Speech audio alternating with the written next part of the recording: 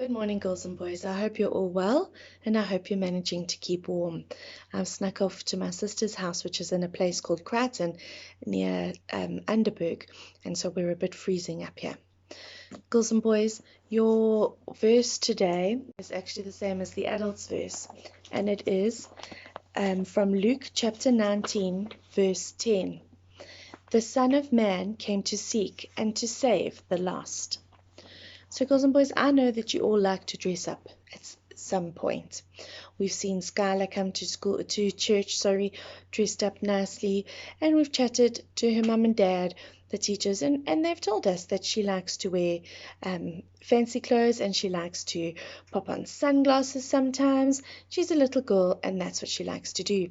Jessie sometimes wears pretty dresses to church and beautiful skirts, and Ayola as well comes in the most beautiful dresses. Those things are things that they wear because they make them feel good about themselves. Nicholas will sometimes come to church wearing his South African cricket supporters gear or his South African rugby supporters gear, usually around the time when South Africa are playing an important match. And straight away, by looking at Nick, we can tell that he supports South Africa. He's not supporting Australia or England or New Zealand. Over lockdown, Charlotte has had some days where she's just spent the whole day in her PJs. She's done this as well because it has made her feel comfortable on that day. Now, unfortunately, sometimes people judge us by what we look like on the outside, what we're wearing, and they don't look at our hearts. This can make us feel a bit sad. We might start to feel a little bit lonely, like we don't fit in. And today's story is about a man I've been wanting to teach you about for a long time, and it's just never been the right time to teach you. And I was very excited this morning when I read what the adults' Bible verse was, and it was the end of the last verse in the Bible of the story about this man called Zacchaeus. Now, Zacchaeus was a man who was a tax collector, and this means that he collected money from people to give to the government. Normally, the governments use it to fix roads and fix pavements, fix lights on the streets, those kinds of things. But in those days, not everybody had money. Sometimes he collected goods. All right, so he would collect fruit or vegetables, whatever they farmed.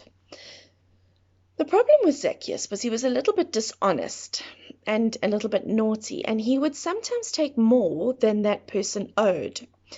So he might take from you, Nick, if I was Zacchaeus, I might say, you owe the government 15 Rand. Meanwhile, you only owe the government 10 Rand, and I would keep the extra 5 Rand myself. Not a very nice thing to do, is it? So he didn't fit in because he was a cheat and he was dishonest and he lied. And the people didn't like a bad person like that. But Jesus saw something different. So we're going to read the story. Jesus was walking through the city of Jericho. Many people were crowding around him. A man named Zacchaeus saw the crowd coming. He was a rich man, but he was not an honest man. He was in charge of collecting taxes in Jericho. He asked the poor people for more money than they owed, and kept the extra money for himself. Zacchaeus had heard about Jesus. He was curious to see him, but he was short and could not see above the crowd. So he ran ahead and climbed into a sycamore tree. From there he could see everything. Soon Jesus came walking right under the sycamore tree. He looked up. He said, "Zacchaeus, hurry down. I want to stay with you today."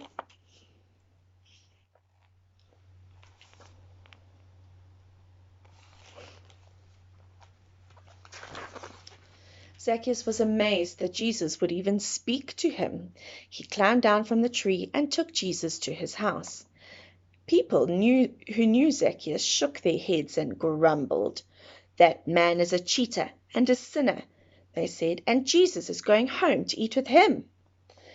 Zacchaeus was changed by being with Jesus. Later that day, the rich man stood up and told Jesus that he was going to give half of his money to the poor, and he was going to pay back all the people he had cheated and give them 4 times as much as he had taken. Jesus said to Zacchaeus, "I have come to look for and to save people who are lost.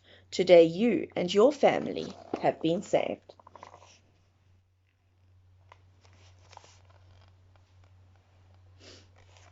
Okay, so aren't we so lucky to have someone like Jesus watching over us all the time? He sees us for who we are. He loves us no matter what we wear, what we look like on the outside, and even what we do. You saw he forgave Zacchaeus just like he forgives us. And Zacchaeus was so grateful that Jesus had seen him and had gone to his house for tea that he promised to become a better person. How lucky are we that we belong? We belong to Jesus and we belong to our church. And that church, in turn, helps us to grow our faith and to grow our belief in Jesus. Jesus invites us to join him in what he is doing. He wants us to learn about how to live like him, doesn't he? He wants us to be good. He wants us to set an example to other people and to show them what the right way to behave is. When we say yes to Jesus' invitation to live like him and to be kind and to be caring, just like Zacchaeus did, we then learn to experience how we belong to God and to God's community. I want you to be kind to your friends this week, girls and boys. If someone needs help, please help them.